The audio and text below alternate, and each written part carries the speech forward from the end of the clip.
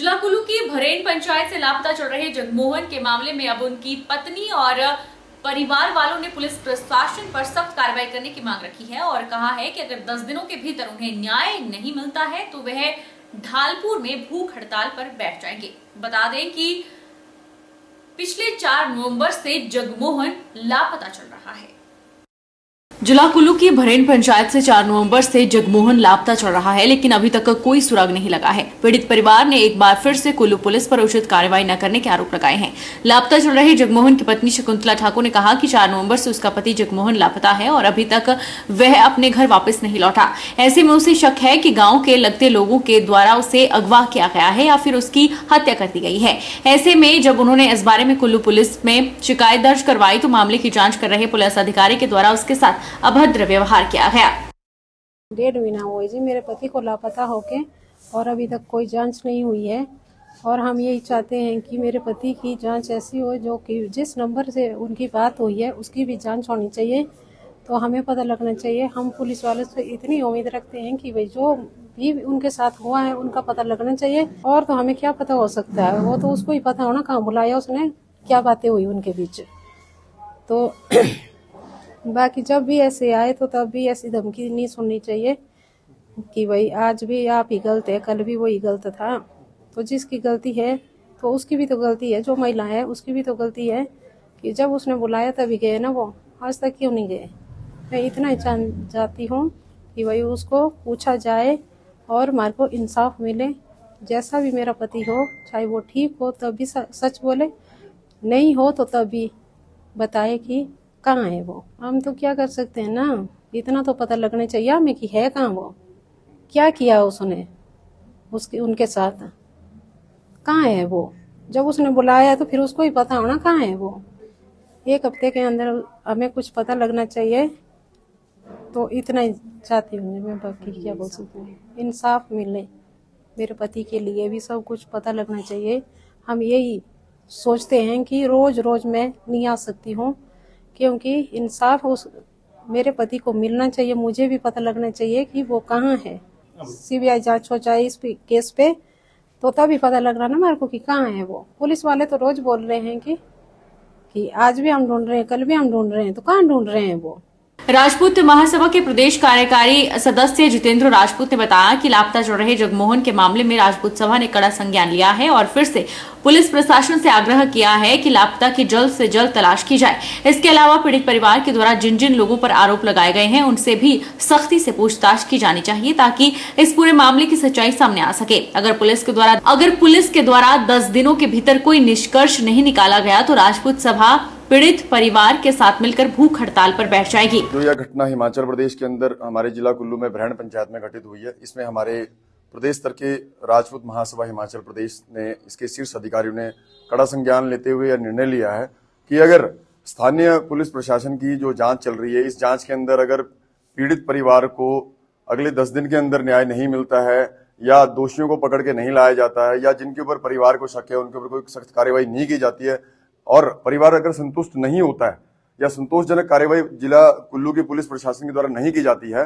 तो राजपूत महासभा हिमाचल प्रदेश जिला कुल्लू में अपने पीड़ित परिवार के साथ भूख हड़ताल पे बैठेगा और प्रदेश सरकार से मांग करेगा कि इसके ऊपर जल्द से जल्द सख्त से सख्त कानूनी कार्रवाई की जाए।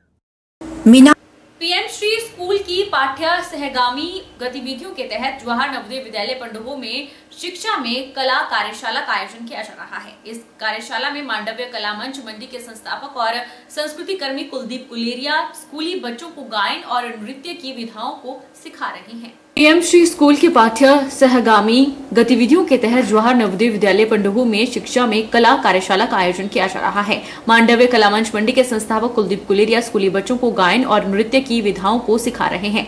कुलदीप गुलेरिया ने कहा कि आज पढ़ाई के साथ साथ खेलें और इस प्रकार की गतिविधियां भी बेहद जरूरी है। आज मनोरंजन की इंडस्ट्री में भी एक अच्छा करियर बनाने की पूरी संभावना है। टीवी पर इतने ज्यादा रियलिटी शो चल रहे हैं जिसमें प्रदेश के कई प्रतिभावान प्रतिभागी अपनी प्रतिभा का लोहा मनवा चुके हैं। उन्होंने बच्चों से हर विधा को सही ढंग से सीखने का आह्वान किया ताकि भविष्य में यह सब उनके काम आ सके।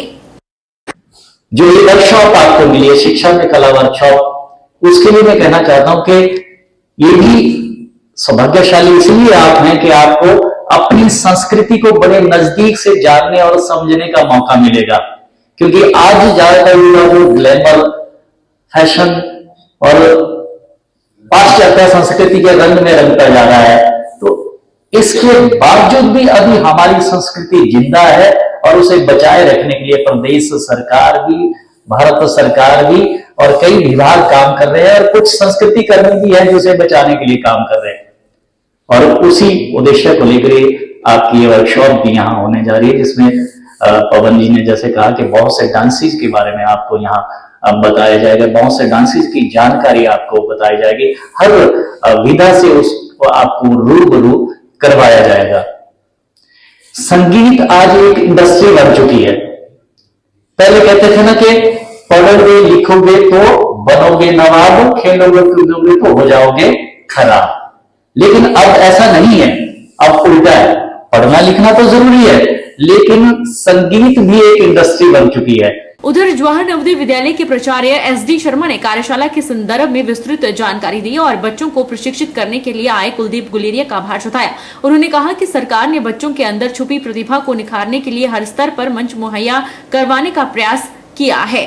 बच्चों को उन्हें मिल रही सुविधाओं का लाभ उठाने से वंचित नहीं रहना चाहिए। हमारे विद्यालय में प्रियम श्री स्कूल के अंतर्गत एक वर्कशॉप का आयोजन जो किया गया है, जिसमें हमारे मुख्य अतिथि माननीय श्री कुलदीप सिंह जी गुलेरिया वो यहाँ विद्यालय में पधारे हैं और आने वाले समय में वो बच्चों को इस वर्कशॉप के तहत विभिन्न कार्यक्रमों में, जिसमें गायन और नृत्य की जो प्रशिक्षण है वो प्रदान करेंगे। और इसी के संदर्भ में मैं ये कहना चाहूंगा कि प्राइम मिनिस्टर स्कूल के अंतर्गत उन्होंने एक ऐसा कार्यक्रम किया गया है कि बच्चों को सिर्फ पढ़ाई पे ही केंद्रित ना करते हुए उनके सर्वांगीण विकास हेतु अलग अलग कार्यक्रम पे फोकस किया गया है, ताकि बच्चों की जो चहुमुखी विकास हो सके और बच्चे अपने जीवन में आगे बढ़ सके। इसी में मैं गुलेरिया जी का धन्यवाद करना चाहूंगा कि उन्होंने समय दिया और हमारे बच्चों को सिखाने के लिए यहाँ पे हिमाचल प्रदेश के थाना कला ऊना में दिसंबर महीने के अंत में मेगा NSS कैंप होने जा रहा है, जिसके मद्देनजर आज गर्ल्स स्कूल मंडी में चयन प्रक्रिया के लिए एक दिवसीय शिविर आयोजित हुआ। 110 NSS यूनिट के 204 बच्चों ने चयन प्रक्रिया में भाग लिया। हिमाचल प्रदेश के थाना कला ऊना में दिसंबर महीने के अंत में मेगा NSS कैंप होने जा रहा है, जिसके मद्देनजर आज गर्ल्स स्कूल मंडी में चयन प्रक्रिया के लिए एक दिवसीय शिविर आयोजित हुआ। मंडी जिला की NSS संयोजक ललिता कुमारी ने बताया कि मंडी जिला की 154 स्कूलों के प्रत्येक NSS इकाई से एक छात्रा और एक छात्र स्वयंसेवक, बॉयज स्कूल से 2 छात्र, गर्ल्स स्कूल से 2 छात्रा स्वयंसेवी शिविर में हिस्सा ले रहे हैं। कुल मिलाकर 110 NSS यूनिट के 204 बच्चों ने चयन प्रक्रिया में भाग लिया। मंडी जिला के 11 सब कोऑर्डिनेटर भी भाग ले रहे हैं। उन्होंने बताया कि मेगा कैंप के लिए 77 छात्र स्वयंसेवी और 77 छात्रा स्वयंसेवियों का चयन किया जाएगा। मेगा कैंप से चयनित वॉलंटियर राज्य स्तरीय गणतंत्र दिवस समारोह में हिमाचल प्रदेश के राज्यपाल को सलामी देंगे। चयन प्रक्रिया में बच्चों की हाइट, परेड को मद्देनजर रखते हुए चयन किया जा रहा है। इन बच्चों का मेगा कैंप के लिए चयन हो रहा है, जो ऊना डिस्ट्रिक्ट ऊना में थाना कला में होने जा रहा है। इसी महीने के अंत में वो कहा है, अभी डेट फाइनल नहीं की गई है उसकी, तो वो शिविर आयोजित होगा, उसके लिए चयन प्रक्रिया की जा रही है। फिर वहीं से शिमला स्टेट RD के लिए जो राज्य स्तरीय गणतंत्र दिवस समारोह होता है, महामहिम राज्यपाल को ये बच्चे सलामी देंगे। इनमें से जो बच्चे आगे सेलेक्ट होंगे राज्य स्तर के लिए, अभी फिलहाल ये मेगा कैंप के लिए सेलेक्ट हो रहे हैं, वहां से राज्य स्तर के लिए इनका सिलेक्शन होगा। इसमें क्राइटेरिया जो बच्चों की हाइट का भी क्राइटेरिया होता है, परेड पे मेन फोकस होता है और कल्चरली साउंड भी बच्चे देखे जाते हैं कि अपने जिला का और जिस क्षेत्र विशेष से वो संबंध रखते हैं वहाँ का जो लोक नृत्य है, लोकगीत हैं, जो कल्चर हमारा है वो भी उनको आना चाहिए। और इनकी गर्ल्स वॉलंटियर्स की हाइट 155 सेंटीमीटर से 175 सेंटीमीटर के बीच में होनी चाहिए। बॉयज वॉलंटियर्स की हाइट जो है 165 सेंटीमीटर से 185 सेंटीमीटर के बीच में होनी चाहिए। इसमें से 77 गर्ल्स वॉलंटियर्स और 77 बॉयज वॉलंटियर्स जो है वो चयनित होके थाना कला के लिए जाएंगे। अंतर्राष्ट्रीय फल वैज्ञानिक विशेषज्ञ डॉक्टर चरणजीत परमार का 15 दिसंबर को गंभीर बीमारी के चलते देहांत हो गया। मंडीनगर की विभिन्न संस्थाओं ने इंदिरा मार्केट स्थित घंटाघर में दिवंगत डॉक्टर चरणजीत परमार को याद किया और श्रद्धा सुमन अर्पित किए। मंडी नगर के विभिन्न संस्थाओं ने इंदिरा मार्केट स्थित घंटाघर में दिवंगत अंतर्राष्ट्रीय फल वैज्ञानिक विशेषज्ञ डॉक्टर चरणजीत परमार को श्रद्धासुमन अर्पित किए। इस अवसर पर संस्थाओं के प्रतिनिधियों ने डॉक्टर की विलक्षण प्रतिभा को याद करते हुए अपने संस्मरण साझा किए। डॉक्टर चरणजीत परमार का 15 दिसंबर को प्रातः गंभीर बीमारी के कारण जेल रोड अपने निवास स्थान पर देहांत हो गया था। मंडीपीडिया.com के एडमिन विनोद बहल ने बताया कि डॉक्टर चरणजीत परमार ने जंगली फलों पर शोध किया, कई पुस्तिका लिखी, कई आलेख भी प्रकाशित हुए। IIT मंडी कैंपस में जंगली फलों को लेकर एक गार्डन भी उनकी ही देखरेख में बनाया गया। उन्होंने बताया कि डॉक्टर चरणजीत परमार को संगीत के प्रति भी रुचि थी। बसंत पंचमी पर संगीत के कार्यक्रम भी उन्होंने करवाए। टारना में नौलखा मंदिर में सरस्वती माता का मंदिर भी बनाया। 15 दिसंबर को प्रातः अंतर्राष्ट्रीय फल विज्ञानी विशेषज्ञ डॉक्टर चिरंजीत परमार इस संसार को छोड़कर प्रस्थान कर गए। उनके इस प्रस्थान से हम सभी मंडीवासी गमगीन हैं। डॉक्टर परमार अंतर्राष्ट्रीय स्तर के फल वैज्ञानिक थे और उन्होंने ये जो जंगली फल होते हैं इनके ऊपर शोध किया, उसके ऊपर अपनी पुस्तकें लिखी, ढेरों पत्रिकाओं में उनके आलेख प्रकाशित हुए। इसके अलावा उन्होंने fruitypedia.com के नाम से अपनी एक वेब पोर्टल चलाई और 10 लाख से अधिक लोगों ने उसमें उनको विजिट किया, उनके आलेखों को पढ़ा। अंतर्राष्ट्रीय स्तर पर उनके लाखों प्रशंसक थे और आपको ये जानकर सुखद आश्चर्य होगा कि IIT मंडी कैंपस जब खुला तो वहाँ पर जंगली फलों को लेकर के एक अलग से बोटेनिकल गार्डन उनकी देख रेख में बनाया गया, जहाँ पर हजारों दर्शक छात्र वहाँ पर जाते हैं और वहाँ पे स्थानीय फल के बारे में ज्ञान लेते हैं। इसके अलावा उनसे जो सीखा हमने वो ये सीखा कि अंत तक कार्य करते रहो। उनकी टांगें नहीं चल रही थी तो उन्होंने रिकॉर्डिंग करके भी मुझे अपने आलेख भेजे। जब उन्होंने डॉक्टर के पास जाकर के अपना चेकअप कराया था, 1.5 साल पहले की बात है, तो डॉक्टर ने कहा कि आपके लीवर में गंभीर बीमारी हो गई और कैंसर हो गया है। तब उन्होंने क्या कहा था, आप हैरान होंगे कि डॉक्टर साहब मुझे लगता है कि फिल्म आनंद की स्टोरी शुरू हो गई है।